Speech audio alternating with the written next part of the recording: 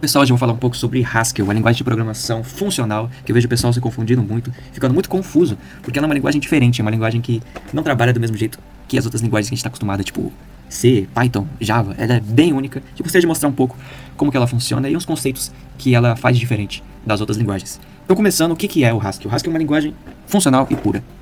O que quer dizer isso? Significa que ela trabalha com conceitos focados mais na matemática do que no C, que trabalha com conceitos mais de engenharia, como ponteiros, referências, alocação de memória. Então, aqui não tem malloc, não tem problema com o tamanho de lista. Aqui trabalhamos com abstrações. Então, o Haskell preza por você fazer mais com bem menos, que é o que eu vou acabar mostrando nesse vídeo. Trabalhamos também com tipagem forte e estática. Então, por exemplo, em linguagens tipo Python, você acaba nem se importando com os tipos. Você cria um número e ele é um inteiro ou ele é um float, não importa. Você só vai trabalhando com ele e você acaba com o resultado. Só que isso acaba sendo um problema às vezes. Porque às vezes você tem uma função que você não faz ideia do que ela retorna. Você não faz ideia do que ela recebe. Você acaba dependendo do nome do argumento. Você acaba dependendo do nome da função. Ou, por exemplo, você quer fazer uma função genérica. Você não sabe quais são os limites, o que o valor tem que receber, o que ele tem que fazer. Então o Haskell, por ser mais rígido com tipos, ele acaba sendo até que melhor. Ele acaba sendo mais confiável com código mais complexo. E ele acaba sendo mais fácil, muito mais fácil, de fazer código genérico. Também vou falar um pouco sobre avaliação preguiçosa. Então, por exemplo, se você tem uma lista, uma lista muito grande de milhões de itens, o Haskell, ele vai trabalhar com o que você está calculando. Então, se você tem uma lista gigante, ele vai trabalhar só com os valores que você pediu. Ele não vai mexer com a lista inteira, causar alvoroço de memória. Ele trabalha com o que for necessário. Isso acaba ajudando muito, porque você pode criar até listas infinitas, teoricamente. E também temos a imutabilidade por padrão, que é você não definir uma variável tipo como zero e ir trabalhando nela depois, alterando, e você vê o código, ela vai desenvolvendo e essa variável vai se transformando em uma besta louca e você se perde. No Haskell você define uma variável com que ela vai ser. Isso é meio confuso de primeira, mas acho que eu posso deixar esse conceito bem claro até o final desse vídeo. Então o objetivo desse vídeo é criar um código com contador de palavras com núcleo 100% puro. Então a gente vai trabalhar com os conceitos do Haskell para fazer um código bem interessante, focando nos conceitos principais dele. E além disso, demonstrar um pouco dos conceitos que ele faz de diferente das outras linguagens. Tipo esse pattern matching, recursão, list comprehensions e composição, que são conceitos que às vezes a pessoa nem sabe o que é, mas que podem ser muito úteis e que você pode até acabar se viciando e sentindo falta em outras linguagens, o que acaba sendo meio complicado às vezes. E é assim que é um código bem básico no Haskell. Você simplesmente fala o nome da sua função, o que você quer receber e o que você quiser retornar. Você percebe que eu não precisei escrever muita coisa, foi bem básico e direto. E é assim que o Haskell trabalha, você com uma linha acaba fazendo muito mais coisa que uma linguagem como Java, por exemplo. Então começando com um conceito mais importante do Haskell, que é a recursão. Aqui nós temos a função completa de fatorial. Então, assim como você talvez tenha aprendido na sua aula, recursão é quando você tem uma função que chama a si mesma e vai desenvolvendo alguma conta até chegar ao caso base final. Aí depois, quando ela chega nesse caso base, ela simplesmente reduz todos os cálculos delas a um resultado final. E é exatamente o que está acontecendo aqui. Então, se eu chamar a função fatorial com o argumento valor 0, eu vou retornar 1 sempre. Se eu tiver a função e colocar qualquer valor no argumento, ele vai retornar n vezes fatorial n menos 1. Então, vamos escrever aqui essa função fatorial para mostrar ela ao vivo. Então, por exemplo, fatorial de 0 é igual a 1. Ok. Esse é o nosso caso base da nossa recursão. Fatorial de qualquer número n é igual a o próprio número, vezes o fatorial desse mesmo número menos 1. É importante você colocar em parênteses porque no Haskell a função tem prioridade na hora que ela for executar. Então, se fosse apenas fatorial n menos 1, o Haskell iria executar essa parte primeiro. A função tem prioridade. Então, só um adendo aqui. Tá, mas quando eu executo esse código com um número, por exemplo, 3, o que realmente acontece? Quando você faz a fatorial de 3, você na verdade está fazendo fatorial. Você na verdade está fazendo 3 vezes fatorial de 3 menos 1. É isso. É exatamente isso que você escreveu. Aí o Haskell ele vai observar que você não chegou no caso base ainda, então ele vai continuar desenvolvendo a função. Mas o que é fatorial de 3 menos 1? Fatorial de 2, né? Então a gente vai fazer 3 vezes fatorial de 2. O que é fatorial de 2? Fatorial de 2 é 2 vezes fatorial de 2 menos 1. O que é fatorial de 2 menos 1? Fatorial de 1. E o que é fatorial de 1? É 1 vezes fatorial de 0. Fatorial de 1 menos 1.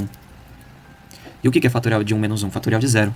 E o que é fatorial de 0? Justamente o nosso caso base, que é o nosso limite que a gente chegou. Se eu simplificar isso aqui, nós temos 3 vezes 2 vezes 1 vezes 1, que fica basicamente 6. Tanto que se a gente executar o nosso código aqui, main fatorial de 3 é 6. Então, sem precisar usar while, sem precisar usar for, sem precisar usar nada, você tem uma recursão muito simples em 2 linhas. Voltando, essa é a sequência de Fibonacci completa.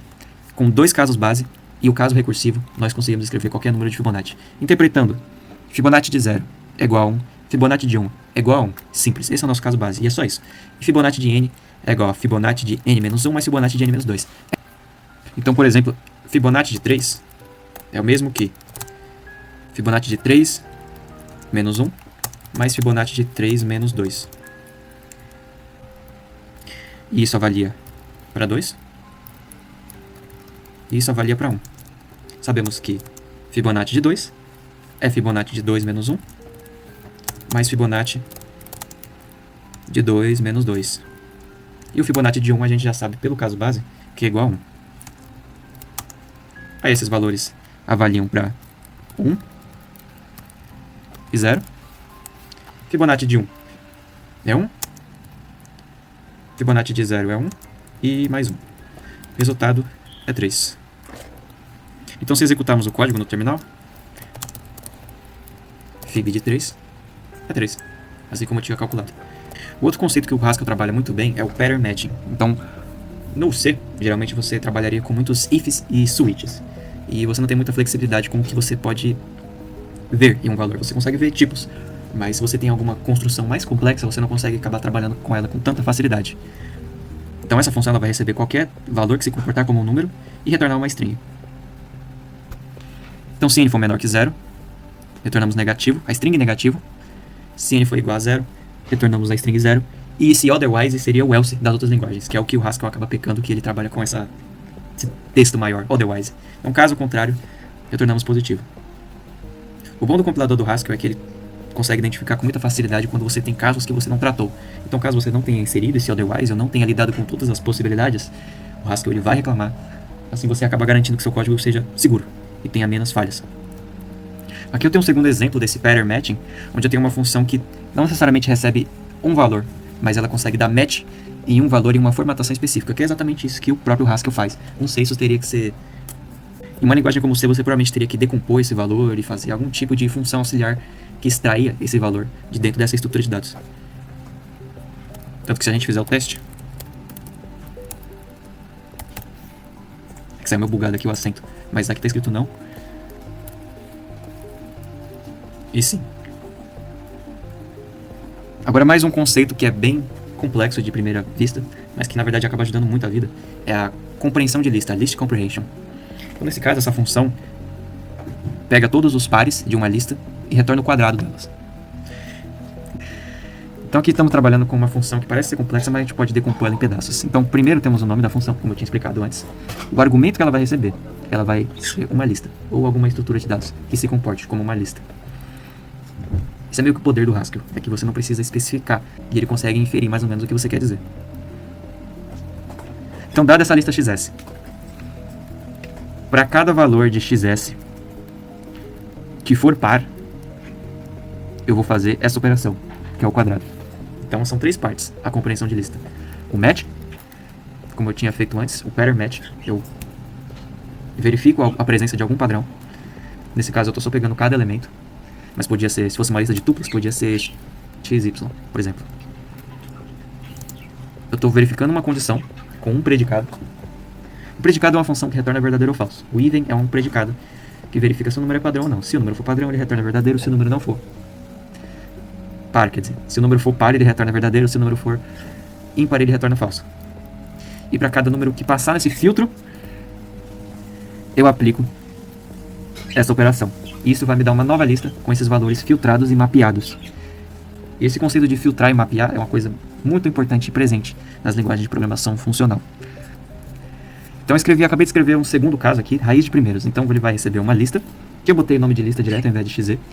E o que a gente vai fazer? 3 passos. Primeiro a gente vai dar o match.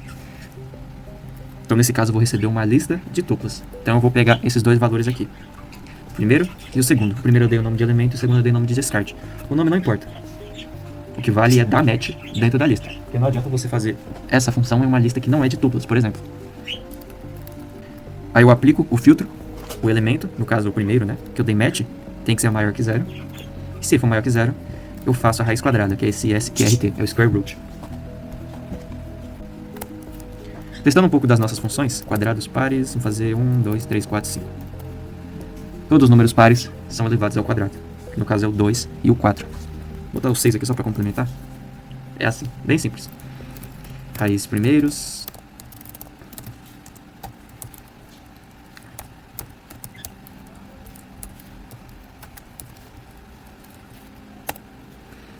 Aqui. Raiz primeiros nós pegamos os primeiros elementos da lista. E retornamos uma lista deles com a raiz quadrada aplicada. Podia também retornar uma lista de tuplas de novo, se eu fizesse. Opa. Botar esse entre parênteses e descarte. Agora eu vou fazer a operação só no primeiro elemento e ainda retornar uma tupla com o primeiro e o segundo elemento.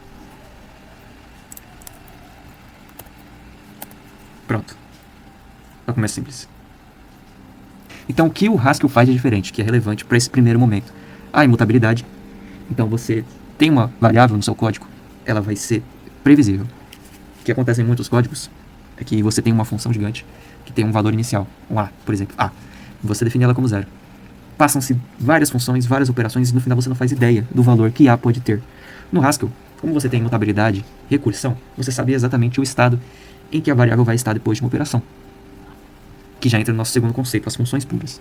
Para uma função ser pura, ela tem que ter uma entrada e uma mesma saída. Se eu coloco 2 e ela sai 4, vai ser sempre esse valor, independente do momento que eu executar e quantas vezes eu executar. Um exemplo de uma função impura, por exemplo, é uma função que consulta o tempo. Se você executa essa função em um momento, ela vai dar um horário. Se você executa ela daqui a 10 horas, ela vai dar outro horário, obviamente. Essa é uma função que é impura, pura de natureza. Mas, por exemplo, uma divisão, se eu dividir 10 por 2 hoje, vai ser o mesmo resultado daqui a 10 anos. Sempre. Essa é uma função pura. Por isso que eu acabo não mencionando muito conceitos de entrada e saída, tipo Hello World, que é uma coisa muito básica em todas as linguagens. No Haskell, como entrada e saída é uma coisa muito imprevisível, que pode causar erros no seu código, a gente trabalha com o conceito de mônadas. Só que isso está muito fora do escopo e acaba complicando muito nesse primeiro momento. Então, deixa isso para o futuro. E finalmente, recursão e composição. Ao invés de você ter várias linhas trabalhando com o dado, você tem uma linha que faz uma operação inteira de uma vez. Fazendo uma comparação breve com o C, nós temos o nosso código de soma de quadrados pares. Então, todo número par de uma lista, a gente faz o quadrado dele. Muito simples. Primeiro a gente dá um match nos números da lista, vê se ele é par, depois faz o quadrado dele. Muito simples. Esse é um modo declarativo de fazer o código. Nos códigos declarativos, como por exemplo Terraform ou Nix, por exemplo, você faz o seu código falando o que ele é e não como ele é. Essa é uma distinção muito importante de uma linguagem como C, por exemplo, que você define primeiro uma variável, você faz o loop, você faz a operação e depois você retorna e você tem que ser o mais descritivo possível. Até em Python, que é uma linguagem que simplifica essas operações, você teria que gerar variáveis e ir desenvolvendo isso. Então, para finalizar, vamos fazer um códigozinho bem simples para verificar as top 10 palavras. A gente vai usar os recursos funcionais que a gente observou e uma série de etapas de transformação de dados, só para demonstrar como o Haskell trabalha. Então, iniciando com a normalização dos dados. Começando com a primeira linha, a gente vai importar duas funções. Depois a gente vai pegar a string e normalizar ela aplicando essas funções. Então a gente vai pegar e fazer essa aplicação de funções que eu vou explicar como funciona em detalhe. Então primeiro eu defino o que eu vou querer receber dessa função. Essa é a assinatura. Eu vou definir o que eu vou receber e o que eu vou retornar. Então essa função norm, ela vai receber uma string e vai retornar uma string para mim. Agora definindo a função, ela vai receber um valor. Pode ser str, por exemplo, string. O que eu vou fazer? Eu vou filtrar pelos valores que são alfanuméricos. Então, dado um valor string, eu vou filtrar usando a função isalpha. O que é a função filtrar? Ela vai pegar a lista de valores. No caso, uma string é uma lista de caracteres. Então, ela vai pegar essa lista de caracteres e aplicar um filtro. Um filtro é uma função. O filtro ele recebe dois argumentos, a função e a lista. E vai deixar só os que passaram por esse filtro. Então, basicamente, o que eu estou fazendo aqui é filtrando pelos caracteres alfanuméricos. Depois de fazer isso, eu vou fazer outra operação. Map to lower. Então, basicamente, o que eu estou fazendo aqui, filtrando por caracteres alfanuméricos e mapeando para lowercase, todos eles. E o que é o ponto? Ele é a composição de funções. Então, essa função vai se comportar como se ela fosse uma coisa só. Tanto que se eu usar de exemplo, norm banana, vemos que a nossa função funciona perfeitamente. Mas caso tenha, por exemplo, caracteres que não são alfanuméricos, eles são filtrados da lista. Agora vamos ver as frequências de cada caractere dentro dessa palavra. Isso normalmente seria um código bem complexo em uma linguagem como C, mas aqui a gente consegue simplificar bastante usando a função group e a função sort. Então, novamente, usando a composição de funções, nós conseguimos trabalhar em apenas uma linha essa função complexa. Primeiro eu vou escrever a assinatura. Eu vou receber uma lista de strings e vou retornar uma lista de tuplas. Quais tuplas? Uma string e a int. Vai ser a letra que eu estou contando e a contagem de vezes, a contagem da frequência dela na string. Então, frequência é igual a... Primeiro eu vou ordenar essa lista. Aliás, um conceito muito importante de ser dito é a redução eta, que é uma coisa muito boa no Haskell. Se a função possui um argumento no final da lista, no final dela, ele meio que consegue ser reduzido. Então você não precisa escrever, por exemplo, esse A, que o Haskell vai entender como a aplicação dessa função em um valor apenas. Isso ajuda a deixar o seu código mais simples. Então a frequência, eu vou ordenar. Eu já vou aplicar a redução aqui, então nem vou colocar o primeiro argumento. Então você imagina que tem um argumento à direita desse jeito. Redução eta, você não precisa escrever. Eu vou ordenar esses valores. Depois, diretamente, eu vou aplicar o group. O que o group faz? Eu vou até puxar aqui.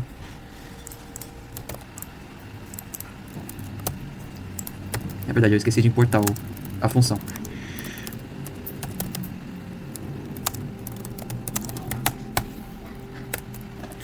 Usando a função group, nós criamos um grupo de valores. Acho que essa função é ruim.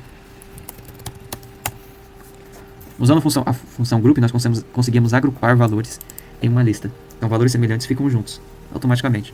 Como você pode ver, como essa lista possui várias repetições, fica mais fácil de agrupar.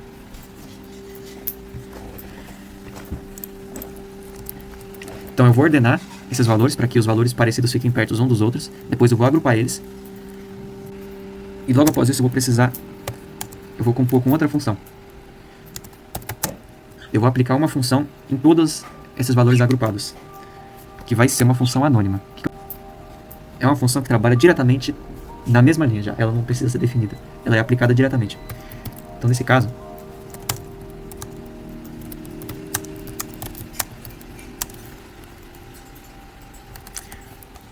ela vai receber um argumento e retornar essa tupla. Então o que vai acontecer nessa linha? Eu vou ordenar todos os valores. Depois disso, imediatamente eu vou agrupar eles. Então os elementos parecidos vão ficar juntos. Depois eu vou pegar cada um desses elementos juntos e vou aplicar essa função, que vai pegar o primeiro elemento deles, que esse é o head, e o tamanho deles, que é o length, e colocar em uma lista. Explicando na prática, eu tenho esse group. Então o que acontece? O map, ele aplica para cada elemento na lista. Cada elemento da lista são essas strings. Então, para cada string dessa, eu vou aplicar essa função. Eu vou pegar uma dessas strings, quer dizer, eu vou pegar cada uma dessas strings e pegar e retornar o primeiro elemento delas e o tamanho delas. Então eu peguei o primeiro elemento da AAA e o tamanho dela. Peguei o primeiro elemento da BBB, coloquei aqui. Peguei o tamanho também. E assim em diante. E assim como na compreensão de lista, na list comprehension, eu consigo fazer match. Então se fosse uma lista de tuplas, eu conseguiria fazer x, y. Se fosse tripla, eu conseguiria fazer y, ys, sa. O nome do argumento não importa. Isso é uma função igual a qualquer outra função aqui. A diferença é que ela é anônima, então ela fica naquela região. Agora a gente vai simplesmente selecionar as que apareceram mais na lista, as top 10, né? Aí de novo usamos a composição de funções, mas é uma função mais complicada. Então importei a função down e a função sort on. Então vamos escrever. As top n, no caso eu vou receber top quantas, né? Top 10, top 20, top 50, top 1 milhão. Eu vou receber uma int e eu vou receber também a nossa lista de frequências, que é justamente uma lista de string e int, que é exatamente o que a gente já tinha feito aqui antes. E finalmente eu vou retornar a mesma coisa, só que as top, então vai ser o mesmo valor na string e int. Fazendo aquela mesma redução eta, eu não preciso escrever o último valor, o último argumento, porque o Haskell já consegue entender que isso vai ser aplicado em um argumento. Toda essa função vai ser aplicada em um argumento, então eu só preciso escrever o segundo. Vamos começando com sort on. Bem, sort on down.snd em algum valor. O que é isso? Bem, primeiramente vamos olhar aqui dentro. O SND, temos uma tupla. O SND vai simplesmente retornar o segundo valor da tupla, que no caso é o 2. Então é uma função bem simples. O que é o down? Ele inverte a ordem de comparação. Se um é menor que 2, o down, ele mudaria essa ordem de comparação. Por que a gente quer isso? Porque normalmente quando eu ordeno, eu faço da ordem crescente. Só que se eu inverter a ordem de comparação, eu faço da ordem decrescente. E é exatamente isso que a gente quer, porque a gente está buscando os top valores. E por que pegar o segundo valor? Porque o segundo valor é justamente o tamanho da lista, a frequência em que a letra aparece na lista. Então a gente vai ordenar o segundo valor na ordem decrescente. O sort on é uma ordenação baseada em uma função. Essa é a função que a gente está usando. E onde é que o n entra? Porque às vezes eu não quero pegar todos os elementos da lista, eu quero pegar os top 10, top 5, top 3.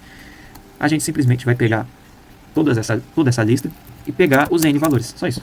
Então se for take 10, vai pegar os 10 elementos da lista. Se for take 50, vai pegar 50 elementos na lista. A gente pode até fazer um exemplo muito simples. Take, por exemplo, eu tenho uma lista 1, 2, 3, 4... Não, por exemplo, eu tenho uma lista de diversos números. Eu quero pegar os primeiros 3. É isso. Eu vou pegar os n números dessa lista em ordem decrescente. E agora, para formatar nosso resultado final, finalmente, nós simplesmente aplicamos uma função na nossa lista de frequências. Então eu vou criar a função format, que vai receber uma tupla de string int, uma tupla de frequência, e vai retornar uma string formatada. Por que eu vou receber uma e não todas? Na lista já. Porque no Haskell é bom você trabalhar com um escopo menor e aplicando várias transformações pequenas, que é o que a gente está fazendo isso aqui faz tempo.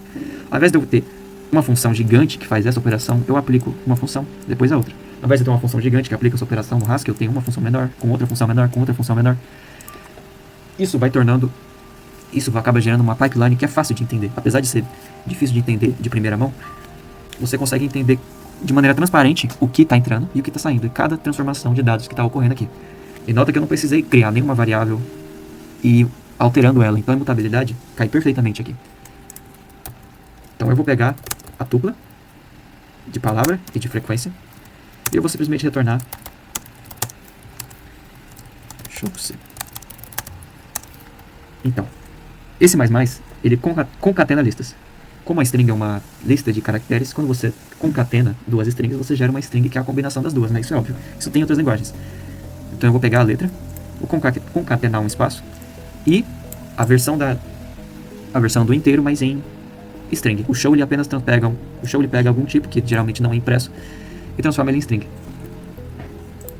E agora, como eu combino todas essas operações em uma coisa só, com a composição, fazendo essas pequenas transformações e gerando nosso resultado.